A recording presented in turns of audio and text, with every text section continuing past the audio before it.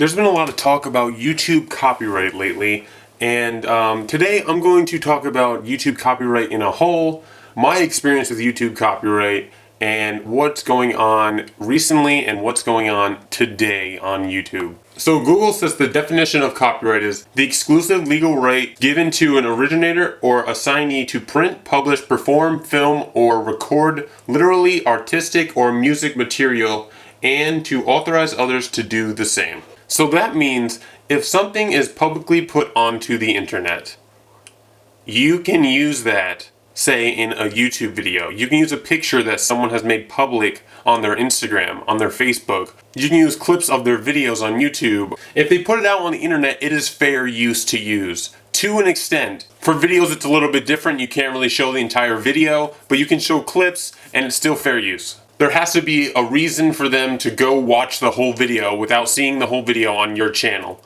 There's been a problem with these React channels that just show the whole video in the corner and just show them reacting to the video. A very good video was made by Jax Films explaining this whole thing. If you guys don't know who Jax Films is, I recommend checking him out. He is very hilarious, especially if you like satire. But what he made a video about is that somebody made a video reacting to his 6-minute long video. He showed the entire video. So now what is the reason for that viewer to go to the original video and watch it if they've seen the whole video? But yeah, whatever. Yo, Jinx, that was a dope-ass video, man. That was just hella tight. I really like the part where you played my video in its entirety. Pretty brilliant how you played the entire video in your channel. It's like it's a one-stop shop. Why bother going to my channel to watch that video when you can just watch that and your reaction? That is copyright. Now, before I get into what's happening recently and what's happening today, I want to explain what my experience with copyright has been. So I started making YouTube videos 7-8 years ago when YouTube just started out. I made a couple of channels and I didn't really know what YouTube was going to be. So I would upload random stupid clips of what I thought was funny. One clip that I recorded of a physical TV playing a TV show and ended up getting a copyright strike on my YouTube channel, and at that time you had to apply to be a YouTube partner. You had to have a certain amount of subscribers and you had to get a certain amount of views per week. And I was denied partnership due to that one copyright strike. That ended up changing a lot of things on how I made YouTube videos. So going through that whole process really early on in YouTube, I kind of had to learn a little bit about copyright just from messing up my first channel, not really knowing what to do, to having my second channel and just being more careful because I know that I wanted to have this channel and make videos for a while, so I needed to be careful. I needed to know the laws, I needed to know the rules. Now recently in the YouTube community, there has been a backlash for copyright. A big YouTuber named H3H3 Productions is being sued by a smaller YouTuber that he made a video about. In that video, he shows clips of the user's video and critiques it. Now, I've watched the video. There's been hundreds of videos made about this already. And basically, he only used some part of his video, and this guy did not like that because people were, I guess, making fun of him in the video. Even though he said in the video he tries really hard, go subscribe to him. He actually gave him a shout out in the video. Here, watch this part from our original video about him. There's plenty more, so I recommend either going to Matt Haas, checking him out. Look, say what you will, but the guy puts a lot of effort into his videos. But the guy turns around and sues him. And the internet just came together and raised all this money. A news YouTuber by the name of Philip DeFranco started a fund on GoFundMe, and it raised over $120,000. So what H3H3 Productions did is, instead of taking all the money for themselves, they put it and gave it to a online lawyer, a YouTube lawyer, who has put that money into a fund so any YouTuber can have some money, or at least have something to scare away the people that are trying to make these false claims. So that's still really going on, and that's really a big topic right now. We're definitely waiting to see what happens with that. Now, what happened today on YouTube, June 16th, 2016, a YouTuber by the name of Rice Gum uploaded a video similar to what Leafy is Here does, Grade A Under A.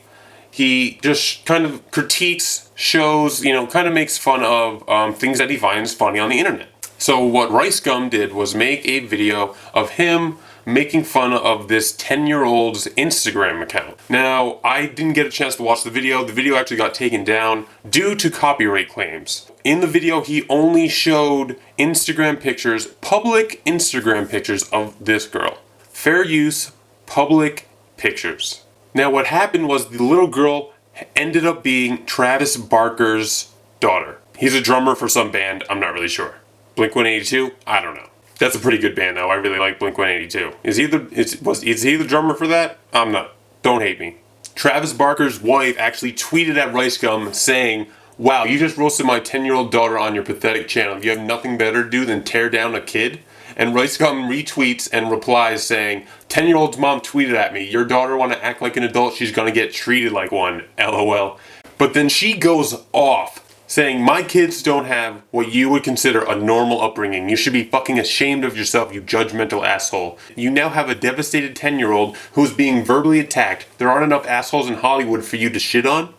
You're gonna get treated like a fucking adult too. Thanks for hurting a kid and sending your ignorant ass fans to do more damage. So awesome all your fans are telling a 10-year-old to die, to drink bleach and threatening her life. Awesome blog, bro. Great work." I do have to say that sometimes people can be pretty rude on the internet when they're just trying to be funny. People cannot be responsible for what their viewers do. If you are just generally making fun of somebody, but you don't tell them to go tell this other person to die, that is not on you if someone else decides to go hate on this other person. How are you supposed to be responsible if you have millions of followers, millions of people looking up to you, quote unquote fucking looking up to you for advice just to make them laugh? And if some assholes out of those millions of people want to go and be an asshole, why the fuck is that their fault? The whole situation is kind of shitty. Should you really be making fun of a 10-year-old? No, not really. Should a 10-year-old be on Instagram? No, not really. It says you have to be 13 years old to be on Instagram. But is taking down a video using pictures with fair copyright use, getting it taken down for copyright use, is that fair? I saw the Instagram post. Your daughter is dressing like a woman. Why is she 10 on the, I just what the fuck are you doing, Travis Barker?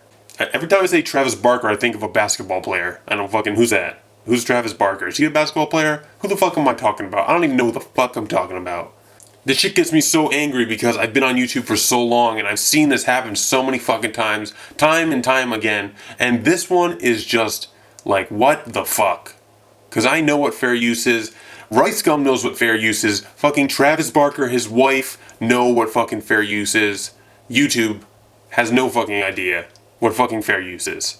The whole situation is bullshit. I can't wait for this whole thing to get settled. RiceGum, I hope you get your fucking video back, bro. Travis Barker, you should delete your fucking daughter's Instagram. But shit like this that happens recently has been just turning on a bunch of fucking lights in people's heads, and we have been doing something to fucking handle all these fucking shitty copyright situations. Lately, 2016, YouTube has banded together more than I have ever seen. It has also fucking gone at each other harder than I've ever seen. But it has banded together to fucking fight for fucking free speech, for freedom, for copyright, and just for the fucking community in general. Fucking is amazing. You're amazing. Thank you so much for watching.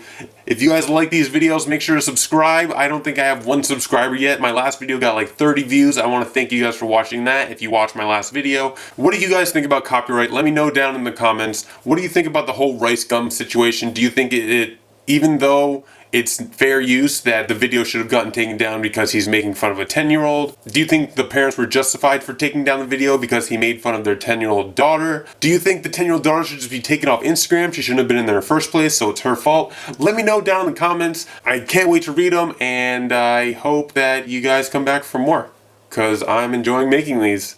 Alright, see ya, fuckers.